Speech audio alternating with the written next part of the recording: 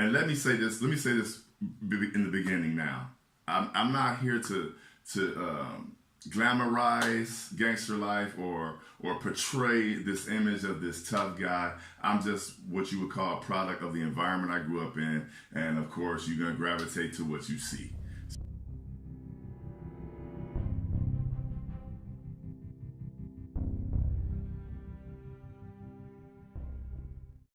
I'm from California. I grew up in 2 project buildings. It's called the Untouchables.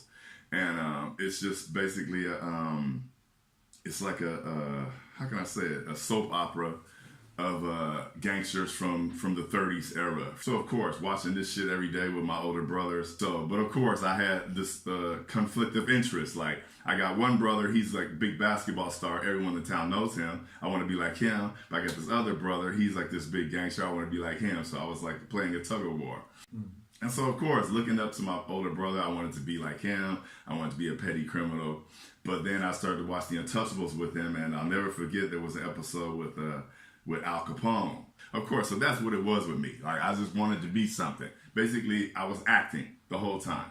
And I just keep it real with that. I never really was some big gangster. I'd say the first thing I was involved in was I was involved with burglary of a junior high school. Basically it just escalated into a bunch of little petty things, and then but it really turned up with me. I had actually went off to college, and basically I was involved in another burglary at my university, and that didn't play out well. Yeah, we broke into a dorm room and stole a bunch of watches and jewelry and a bunch of other things. And the bad part about it was that one of the guys that I was with, I wasn't armed, but he was armed. And then we had to go and, sit behind that wall and the big county jail, and then they transferred me over to LA County, which was just fear. I can only say that I was just, to be in that type of environment, it was really, really scary environment, scary moment for me. The guy who we stole from was like a rich South Korean dude, so he dropped all those charges.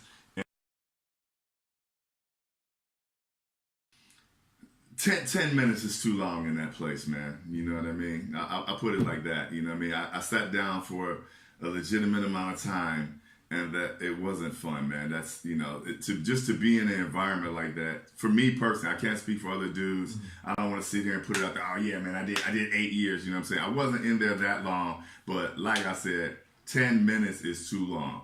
In this environment, it's racial, there's tension, there's gang activity, there's a lot of different things going on, man. And for me, I was just, like the normal basketball player.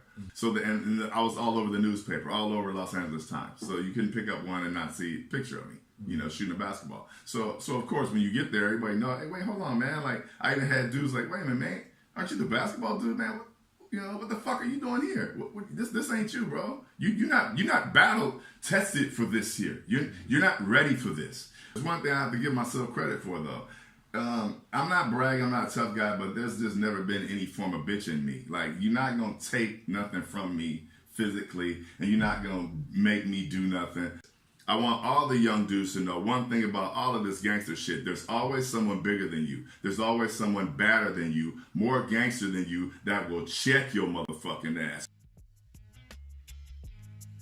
Some dude came over and told me, that basically I was just gonna get up from where I was sitting at, and that wasn't gonna happen, man. So I bit that fucker straight up. He was also a big guy. He was physically bigger than me, more muscular than me. I know I had no chance one-on-one to whoop his ass, so I said, fuck it, I'm gonna get on some medieval shit because I'm in jail, and I bit that motherfucker. And if you look closely at my tooth at the bottom, look in the mirror here, it's still chipped and fucked up from that. I bit through that man's hand. Basically, I always had this dream to be a professional athlete, and I really thought it was in me, And the funny thing is, I didn't realize it. I realize it now, but I didn't realize back then that I had a substance abuse problem because I couldn't go a day without smoking weed. Like, I loved weed. So the thing is, what made me want to leave the country was I was playing in the like a little NBA summer league. And so every Saturday and Sunday, you basically had basketball games against NBA caliber dudes, like best high school guys, best college guys, and of course the NBA guys. And in that league, I played really well. And so everyone was telling me, man, like really, like you're a baller, bro. Like you can be a pro at this shit. The sponsor of our basketball team, who was also our coach, was a very well-known drug baron at that time. And so he always had big weight of cocaine. And so I actually was working for him undercover, and he used to, give me little packages to move and so I could get extra cash.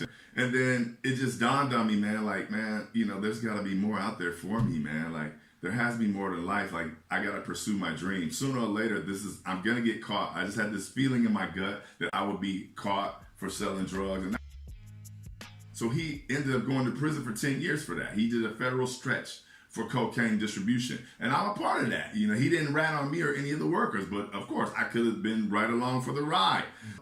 And then that opened my eyes up too, like, man, you know what? I gotta get the fuck out of here, man. I gotta do something, man. I really gotta do something different. And another friend of mine came to Germany. He was playing in the first division in Germany. And so he put me on, and he called me. And the funniest shit in the world was he called me because he grew up with me. He knows me well. And he was like, man, listen, dog, stop smoking weed, stop drinking heavily, and get your black ass in shape, bruh. Get in shape. But me, being the bitch I was at that time, I'm just lying to him. Oh, man, bro, I'm like Rocky right now, bro. I've been running hills. But reality says I wasn't in any form of condition. And a week later, I was on an airplane headed to Germany, man, to try out for a team. And played great, had like 20 points, 15 rebounds. But of course, the next day they gave me a drug test. Of course, urine was on fire from THC, and failed that drug test. So then I was fucked up. And so my guy who was playing the first division said, hey man, come and live with me. Come and stay with me, and I'll put you on from here. And so then they signed me to my first contract in Germany. And then that led to, I went to play in the second division in Finland. I got the next contract, played there, and that led to going to Switzerland. I got a contract in the second division there. And then after that, I came back to Germany, was playing in Germany, and then at the end, I got a contract to go and play in Luxembourg in the second division.